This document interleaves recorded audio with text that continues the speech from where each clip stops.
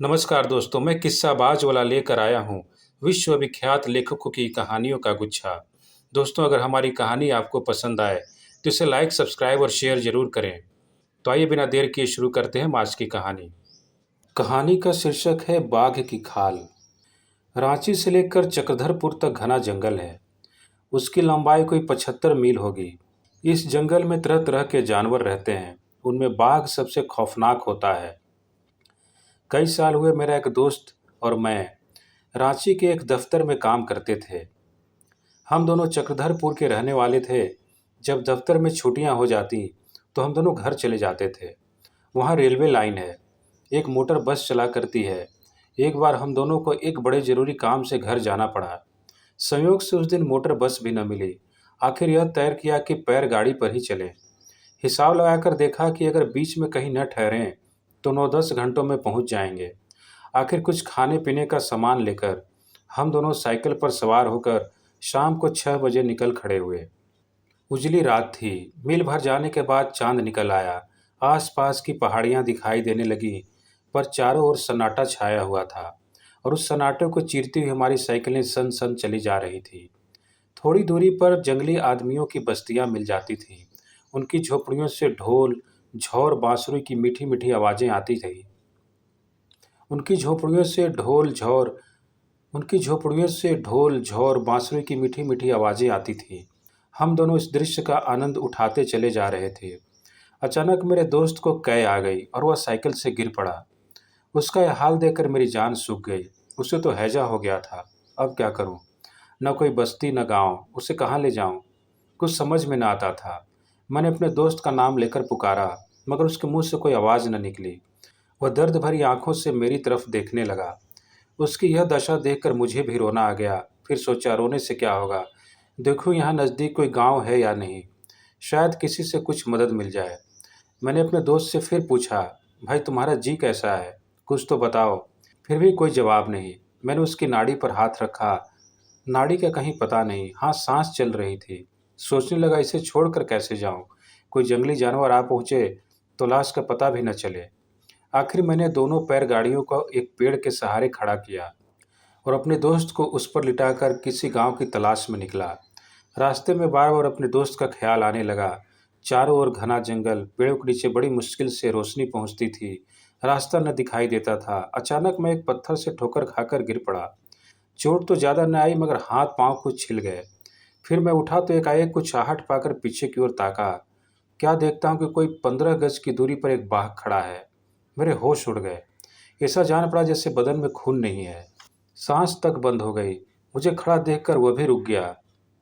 फिर मैंने सोचा कि शायद मुझे भ्रम हो गया है। शायद मैं किसी पेड़ की परछाई को बाघ समझ रहा हूँ। यह सोचकर मैं फिर आगे बढ़ा, मगर आंखें पीछे ही लगी रही। अब की बार सचमुच मुझे पत्तों की खड़खड़ाहट सुनाई दी। मैंने फिर पीछे की ओर देखा। बाघ मेरे पीछे पीछे चला आ रहा था। मेरे रोए खड़े हो गए और मैं लकड़ी सा तन गया। कुछ सोचने की मुझ में शक्ति ही नहीं रही। मुझे खड़ा होते देखकर वह जमीन पर हाथ पांव फैलाकर बैठ गया। मुझे अब जान की कोई आशा न रही। न तो मेरे पास कोई पिस्टल था, न चाकू। न मालूम क्या सोचकर मैं बड़े जोर से चिल्ला उठा। बाघ मेरी आवाज़ सुनते ही उठा और भौर चुपचाप जंगल की ओर चला गया। बाघ को जाते देखकर मैं इतना खुश हुआ कि क्या कहूँ। मेरी हिम्मत भी लौट आई। सोचने लगा, घर पहुंचकर सबको यह किस्सा सुनाऊंगा और कहूँगा कि अगर किसी तरह बाघ सामने पड़ जाए तो उससे खूब चिल्लाना चाहिए। यही सोचता हुआ मैं तेजी से चला जाता था। अभी थोड़ी दूर गया था कि फिर कुछ आहट मिली। देखा तो सामने बाघ। मैंने तो अपनी समझ में बाघ को भगाने का मंत्र पा लिया था। लगा जोर से चिल्लाने, मगर अब की बाघ वहां से हिला भी नहीं। उसका जवाब उसने यह दिया कि मुझसे 8-10 गज पर मारे खुशी के अपनी दुम हिलाने लगा। अब तो मेरी हिम्मत छूट गई। कह नहीं सकता कि मैं कितनी देर तक वहां खड़ा रहा। एकाएक मोटर के हॉर्न की आवाज़ कान में आई। फिर सोचा, शायद यह भ्रम ही हो। फिर भी मुझे कुछ हिम्मत हुई। मैं धीरे धीरे पीछे हटने लगा। कोई 8-10 कदम पीछे हटा था कि अचानक बाघ उठा। मेरा कलेजा मानो सिमटकर एड़ियों में धंस गया। वह मुझ पर फांदा। मैंने झट कर आंखें बंद कर ली और दोनों हाथों से सिर पकड़ लिया, मगर बाघ मुझ पर फांदा नहीं, बल्कि जितनी दूर मैं पीछे हटा था उतनी ही वह आगे बढ़ाया और फिर बैठ गया। फिर कोई हॉर्न सुनाई दी। शायद कोई लारी रांची से आ रही थी। फिर मुझे होश नहीं कि क्या हुआ। सिर्फ इतना याद है कि मैं एक मर्तबा बड़े ज़ोर से चिल्लाया था, मार डाला। जब मुझे होश आया तो मैंने देखा कि मेरा सिर किसी की जांघ पर रखा हुआ है और आसपास कई आदमी खड़े हैं। मेरा दोस्त भी वहीं बैठा हुआ है। मैंने उनसे थोड़ा सा पानी मांगा। उन्होंने मुझे गर्म दूध निकाल कर पिलाया। बाद में मुझे मालूम हुआ कि यह साहब इंजीनियर थे। अपने 3-4 दोस्तों के साथ टाटा नगर जा रहे थे। रास्ते में उन्हें दिखाई दिया कि पेड़ के नीचे 2 आंखें चमक रही हैं। उन्होंने बाघ समझकर बंदूक उठाई। अचानक उस पर मोटर की रोशनी पड़ते ही उन्होंने देखा कि वह आंखें नहीं हैं, बल्कि 2 पैर गाड़ियों की बत्तियां जल रही हैं।